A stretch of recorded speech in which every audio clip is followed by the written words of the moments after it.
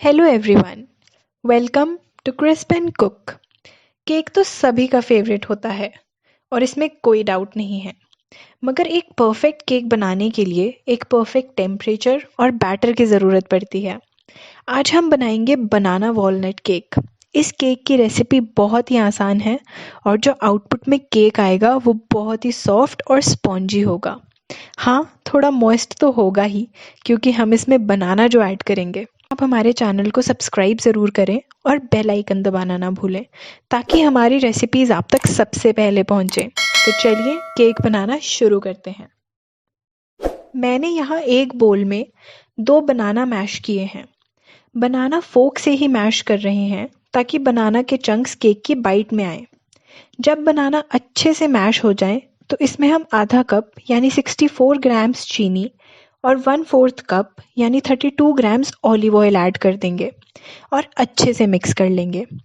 इसके बाद हमने इसमें एकदम उबलता हुआ पानी डालना है ताकि चीनी बाकी के इंग्रेडिएंट्स के साथ एकदम अच्छे से मिक्स हो जाए।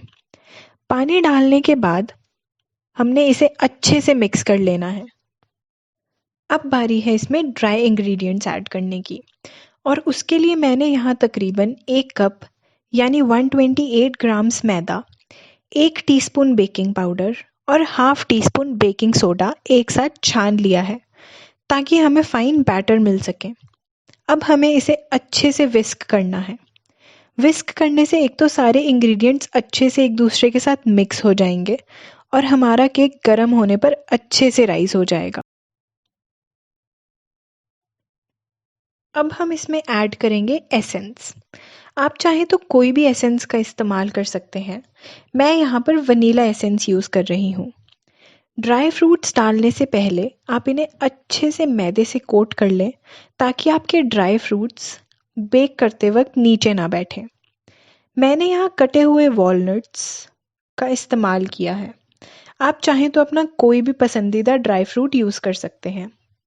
अब बारी है इसे बेक करने की। एक केक टिन को नीचे से अच्छे से ऑयल के साथ ग्रीस कर लें और थोड़ा मैदा भी छिड़क लें जो कि आपके केक को नीचे लगने से बचाएगा।